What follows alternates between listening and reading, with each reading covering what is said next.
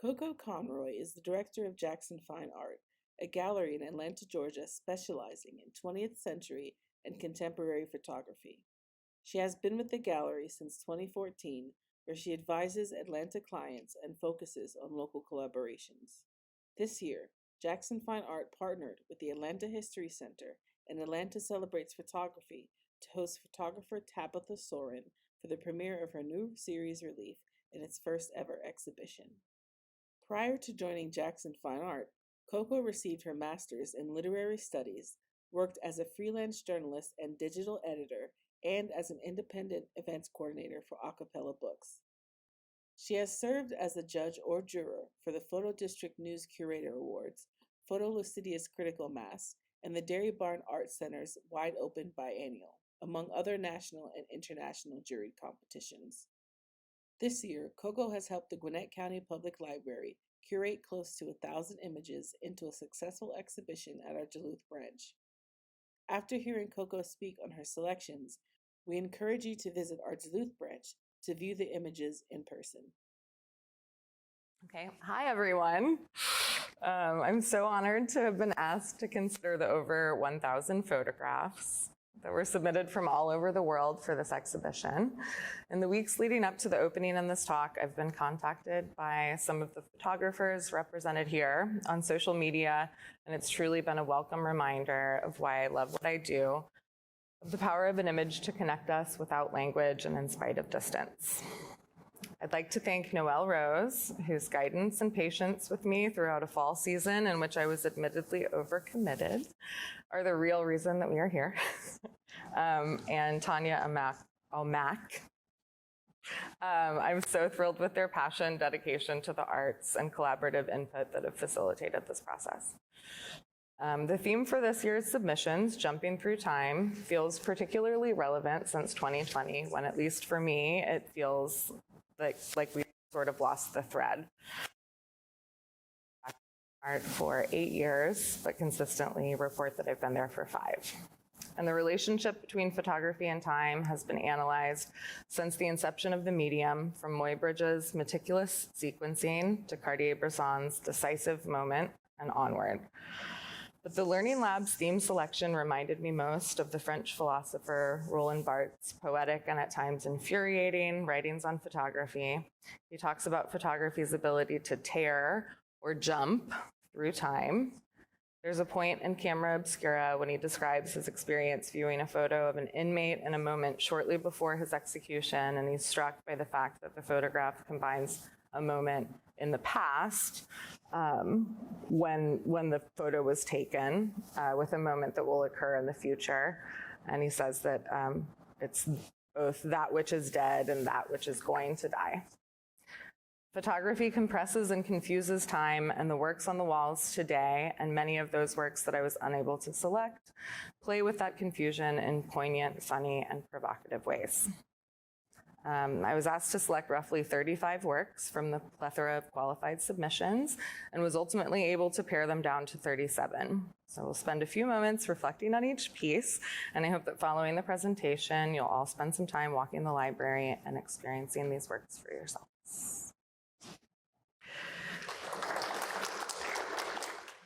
What I liked about this image is the traditional attire and the sled, and there's something about the pose and composition that reminds me of a found photo from the early 20th century.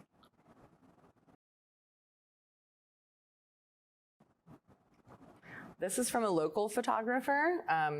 Eliza Avina is a Mexican-American working in Rome, Georgia, and the image spoke to me as such like a strong tongue-in-cheek reflection on the swiftness of time regarding aging, like the boy is like too large for the slide, but not quite ready to leave it behind.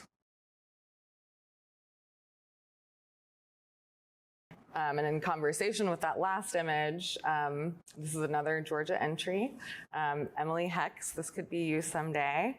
I like that the age of the older girl or woman is unknown since her face is outside of the frame. I imagine her as only slightly older than the central child. Like maybe she's 16 and the subject is 9 or 10, and they're like ships passing in the night.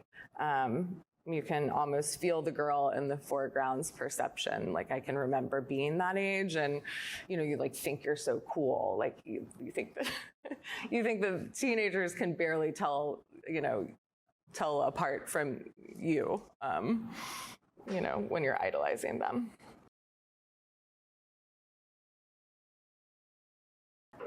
This is an international entry from Bangladesh, and I just think that the palette and the composition of this photo are lovely, and the mirroring of the figures, suggesting past, present, and future, a nice response to the curatorial prompt.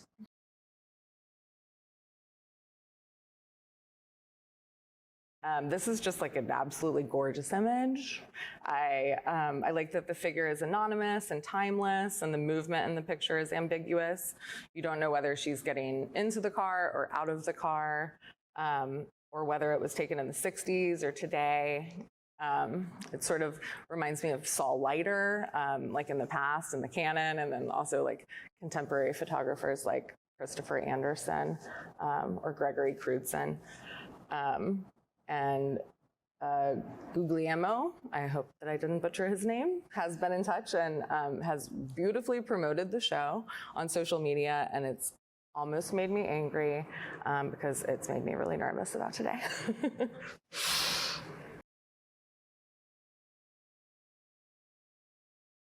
Closed Casket is the name of the piece. Is this artist here today? And I think it has just like a wonderful use of light.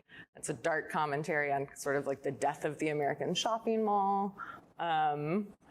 There's like these enormous and vacant places that were once synonymous with suburban adolescence.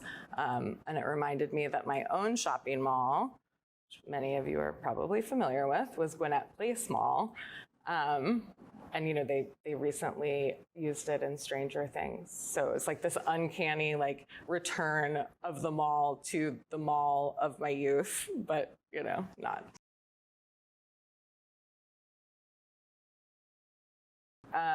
Collie's image first struck me because of the color and because of the mysterious expression on the anonymous man in the frame, and I like that it's unclear whether he's an older relative or a contemporary, and obviously the mirroring of the watch on the wrist and the watch on the table I just thought were really nice.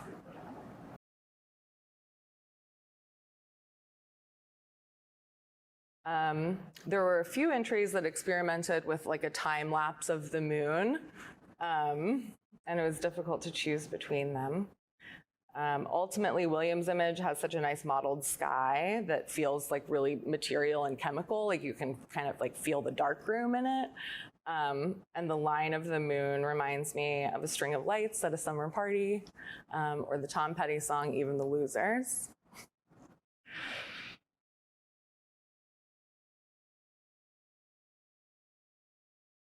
Jeff is another local entrant, and I've always really responded to writing and photography, particularly graffiti, as it represents like a really literal accumulation of time, of intergenerational voices.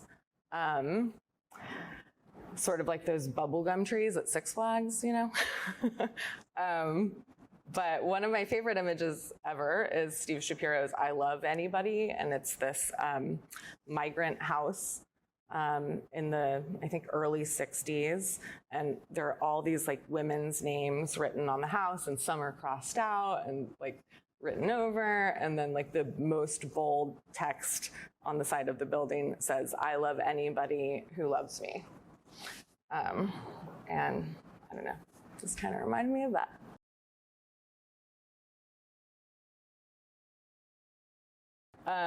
This selection is among those that I would put into a changing New York category, regardless of whether, where the photograph was taken, in reference to Bernice Abbott's 1935 project that she did for the Federal Arts Project, where she was documenting like a very quickly transitioning New York from 19th century architecture to like modern buildings. And there's just something really classic, I think, about the documenting of the life of a building, whether it's like William Christenberry, who's returning to the same places in Hale County, or this artist Amir Hossain's depiction of like a building returning to the earth, or some of the other photographs in the show.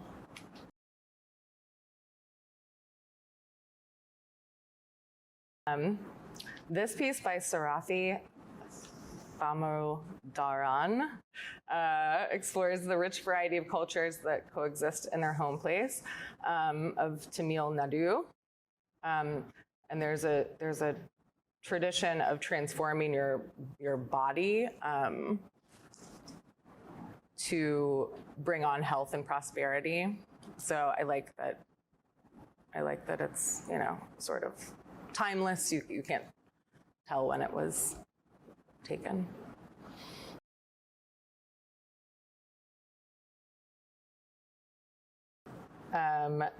Saba juxtaposes Iranian miniature paintings with photographs that speak to the conflict and collusion of a life in exile. I found this to be a really painterly and moody composition that recalls the ways that nostalgia can create connections that often feel mysterious to us.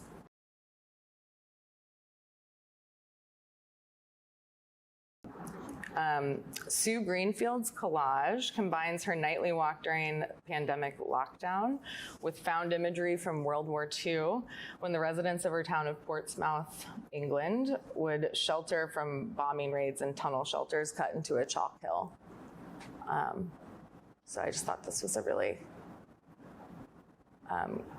innovative, rumination, and I don't know. I like that she was thinking about that during the pandemic. I think we were all kind of thinking about that. This is another local entry, Jessica Alvarez, and she turns her attention to her grandmother's hands, contrasting the weathered hand of her artist grandmother with younger hands that stand in for those of the younger artist. Just lovely.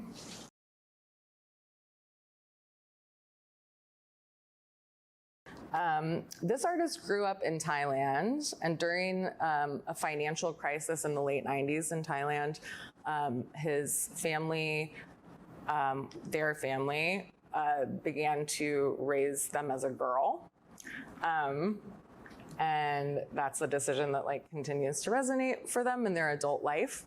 And I like that this photo speaks to the impact that being born at a particular historical moment can have throughout a person's life.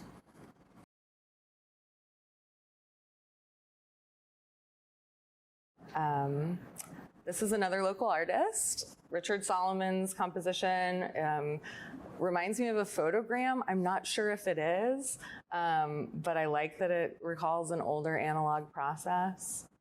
And I just think it's a lovely image.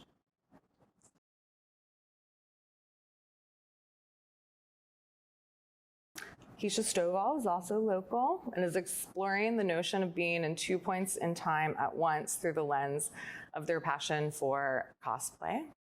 I love the way that the fractured glass overlay underscores the feeling of fractured time, of occupying a multitude of spaces and time at once.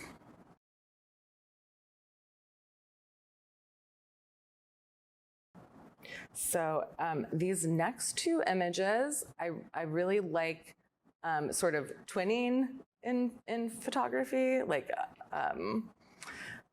when images that were taken far apart, whether spatially or temporally, recall one another and kind of speak the same visual language.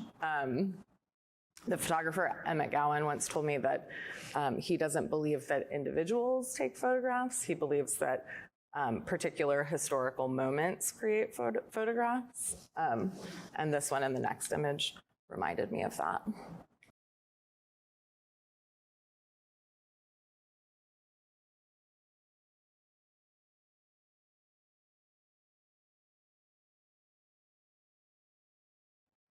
I think that Christy was also selected for last year's photo annual, right?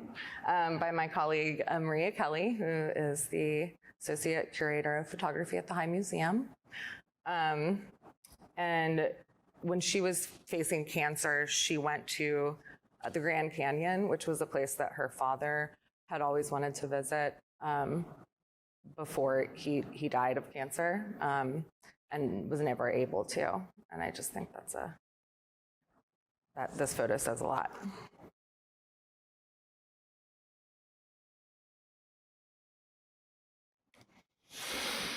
And another example of the coincidental twinning that probably better illustrates what I was saying about Emmett Gowan's comments on historical moments and gendering art. I couldn't ignore this in the next image because they powerfully depict, the protest following the killing of Rayshard Brooks. This is by Jenny Rose. And then this is by a 17-year-old Slovenian photographer, Tomas. He is depicting the response to the conflict in Ukraine.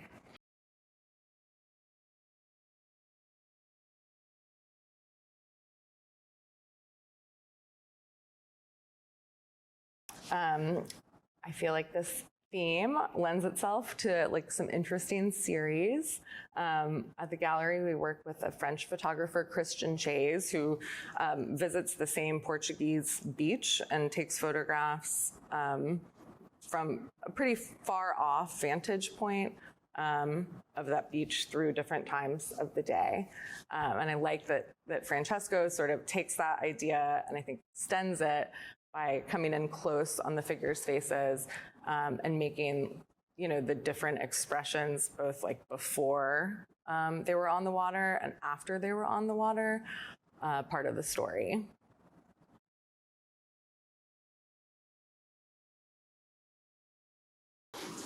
I love a mixed media approach to photography, and this is by Morgan Ford Willingham.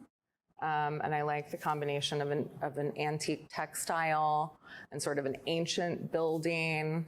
And yeah, it's just a beautiful addition. I wouldn't mind having on my wall. I want to see it though. I want to touch it.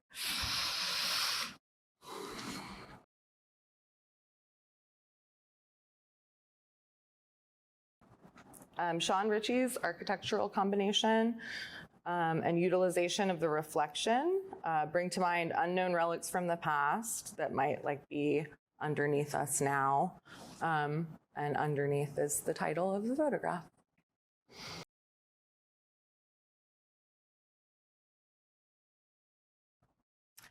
This is from Carol Rahal, and they reference Alfred Hitchcock's Rear Window in introducing their surreal photo montage.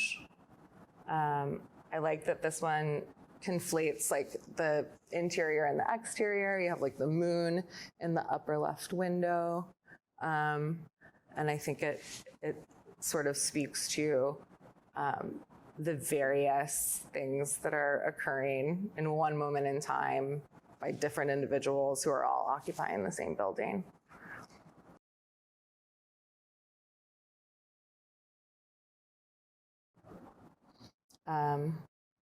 This is another, I'm a sucker for text. I'm not sure that Mandy Finch's submission requires further explanation. It sort of speaks for itself, but I think it's great, clever.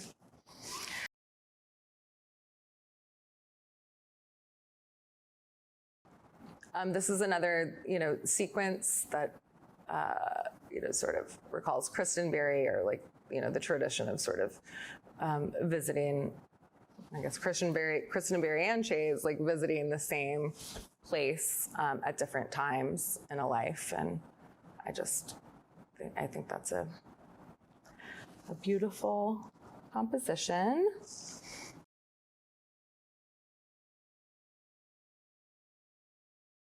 This was water damaged. a water damage negative, which I love. My father actually had a bunch of water damage slides that I developed a few years back, and it makes my father look like he is an artist, which is not the case. So I think that Lynn was definitely more intentional than that. I just love, I love the glasses and the Buddy Holly look, and I think obviously the sort of destruction of nature, the inevitable destruction of nature is a nice response to the prompt.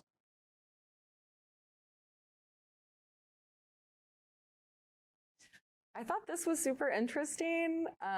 This artist, Salua, had a number of these submissions where they're playing with geometrical sort of objects recalling the posing of the figures in, I believe, their found photographs. But this was my favorite of those. I like that this is sort of specific, and this is very anonymous, very general, very objective. It sort of reminds me of some sort of universal or transhistorical commonality.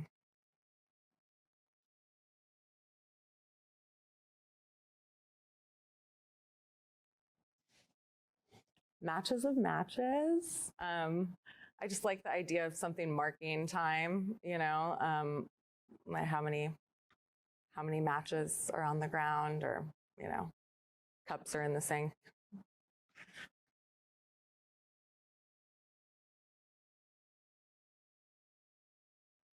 This is another that I would call changing New York. The juxtaposition of, classical architecture with this hyper modern, really almost alien intrusion. I think it's a great composition.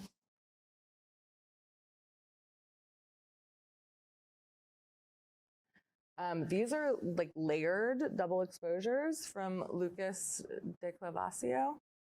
And I like that they operate on that level of combining particular instance in time and reminding us of early analog experimentations with photography.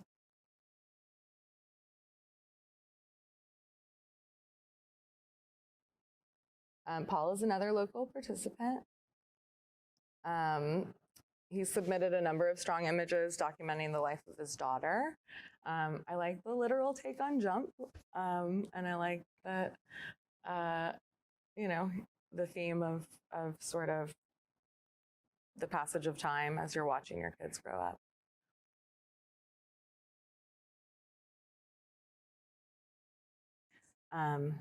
This is just another beautiful, beautiful composition. And I like the movement of it. I like that he's running towards something so quickly that he's not even touching the ground.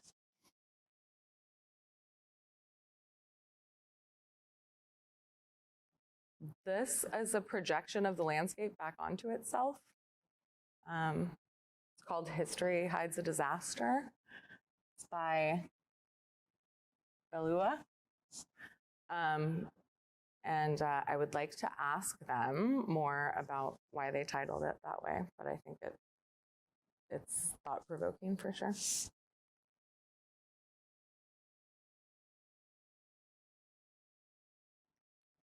This reminds me of Ed Ruscha, or Robert Frank. I just think it's a nice, a beautiful image. Oh, that's the end. I was getting lost in the photography. But seriously, thank you all for coming. And thank you for submitting, and thank you for listening to me and my introduction twice. I'm gonna go walk around and look at some of your work, all of the work, up close. So, thank you.